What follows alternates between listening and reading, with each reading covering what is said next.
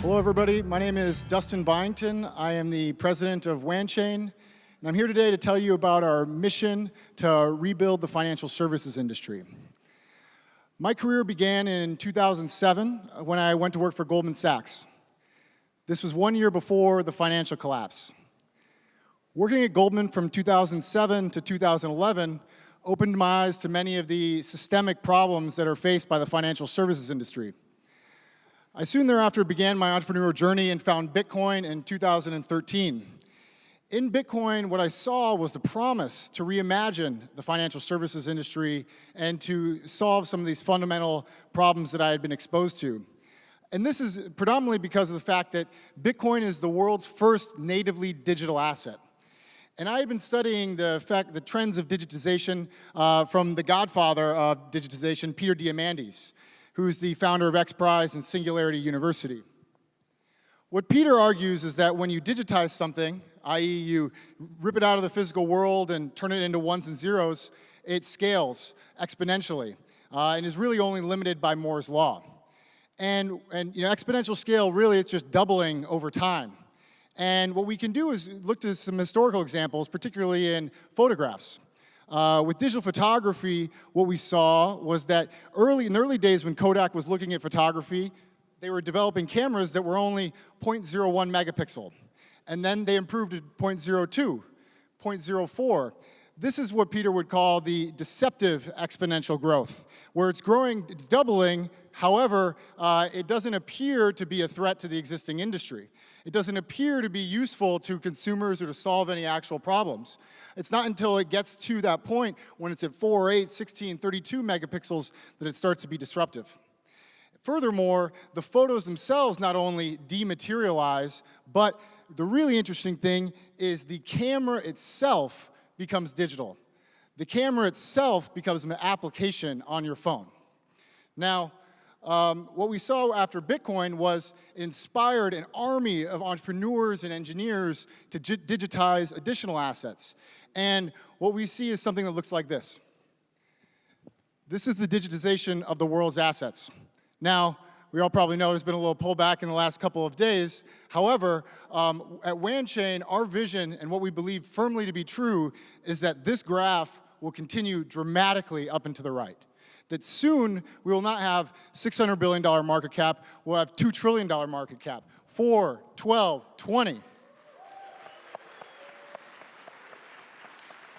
And this is a result of the fundamental principle of digitization, that the atomic unit in this system is a digital asset, and all the things that we built on top of it can scale, because they're not tied to the physical world. And so the problem with a lot of the existing services like Ripple or blockchain technology or fintech in general is that they are simply a layer on top of the existing financial services industry.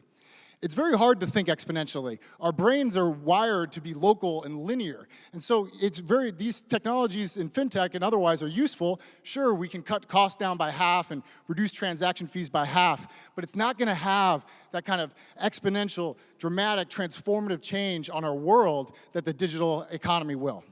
And so Wanchain seeks to provide financial services for the digital economy, and we create a platform to do that using 3 pillars. The first pillar is privacy.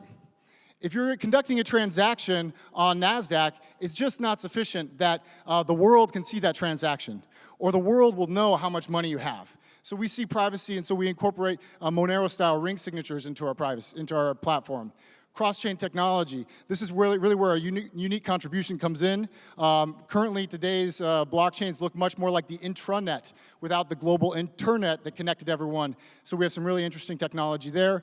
And then we also build on, we stand on the shoulders of giants with Ethereum and take advantage of their code base and all their smart contract functionality and Turing completeness. And with that, I'll hand it over to Jack Liu, the founder and CEO, who can tell you more about how we're going to execute on this vision. Thank you.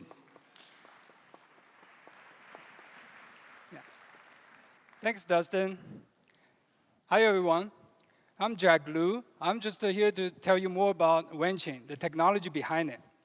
And we look at it, all the technology we want to achieve our goals and solve the problem Dustin described. And we look at it, I think the first three most important components. And we said, well, we need smart contracts. And we need privacy. And also we need cross-chain technology. So the technology we picked is first based on the Ethereum code base to utilize whatever the development tools available, rely on the large community, and continue to grow. And also, we make the smart contract compatible with whatever is on Ethereum. At the same time, we can port the smart contracts from Ethereum to Wanchain and make it privacy tokens. And that's why we introduced privacy. And we look at it, many different technologies, spend more than half a year, and finally decided the Monero style, ring signatures, one-time account is best suited for us right now. Of course, in the future, we'll bring in more privacy-related technology into Wanchain. But right now, it works great and fit our needs. And also, we became very innovative. We created something called stamp system. The postage, more like a postage, you have to buy it, put it on the envelope, and send out a transaction out. Nobody can track your transaction. That's how we add privacy to it. So the most important piece over here is, of course, cross-chain technology. I know that this is the most challenging problem we're facing in the industry. And people have been trying to solve this problem for many, many years. And we propose a solution. I'm sure the community loved it. We use secure multi-computation and also threshold key sharing technology to solve the problem that we can connect with any blockchain as long as they're using public and private key scheme. So with this technology, basically, the Wanchain is holding some of the assets based on controlling the custodian accounts from the other chains. And we don't have to modify other chains when we do integration with them. So look at this picture. This allows combining all these three technologies. We can connecting all the world's digital assets. We can rebuild the finance. So on the top, it's really the public chains. And we put Wanchain in the middle. We can connect with any public chains, Bitcoin, Ethereum, or any other public chains. And we can connect with private and consortium chains. There are all the transactions, they can move their assets into Wanchain, and we can add privacy to it. And we are entering a new era. All the new digital tokens coming out. And this is a new economy. And we want to build a new finance. And back when it was in the e-commerce world for more than 20 years, back then, people were debating whether you want to become an internet company or brick-and-mortar companies. I think today, we're entering the same situation. Whether you want to become a blockchain company or traditional legacy financial institution. I believe in the next few years, the digitalization trend, like what Dustin described, is going to be pick up and faster. It will be a lot faster than the e-commerce revolution because everything has already digitalized. The revolution will be very, very fast. So how can we use Wanchain to rebuild the finance? For people to easy to understand, we think that Wanchain, we put Wanchain in the middle and all the chains around it. And the chains around it can include fiat currency as well, as long as they are tokenized on blockchain. So we can think of Wanchain as a decentralized bank or institution. You deposit your digital gold or silver into this decentralized network and put your assets into certain accounts, Instead of trusting a centralized party, now you're trusting the decentralized network, blockchain. So what can we use it for? First, decentralized exchange. With all kinds of assets, we have to do the transactions. And we all know the problem with centralized exchanges. So now, with Wanchain, as long as we're connected, all the tokens can be moved on top of Wanchain and exchange it over there. Second one will be asset management.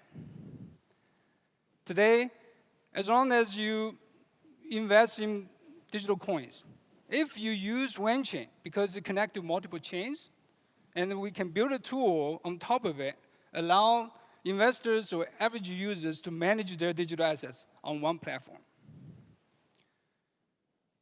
Of course, digital issuance, digital token issuance, private tokens, security tokens, utility tokens, or commodity tokens, you can issue on Wanchain. The beauty of it is you can accept any coins as long as Wanchain is connected to those digital coins, including fiat currency. And also payments and settlements. For any store, e-commerce store, you can accept any tokens and use this one platform to settle.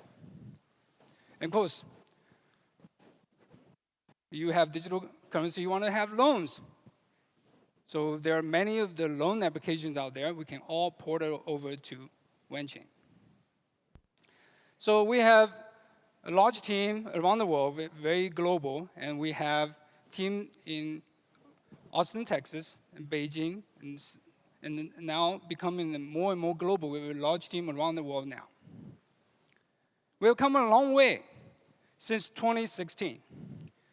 Did the research, did the POC, did a token sale, and we come to the stage that we about 1.0, and 2.0 with integration with Ethereum and the Bitcoin and any private or consortium chain. So now, ladies and gentlemen, I want to make a very important announcement, and I want to bring the team of Wanchain up to stage as well. Come on.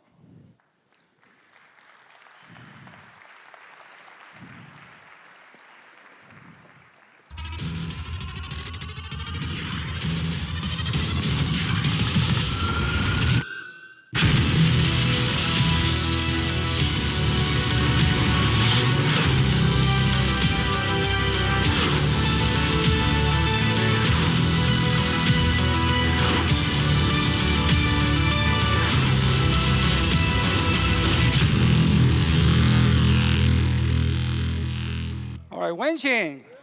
Ladies.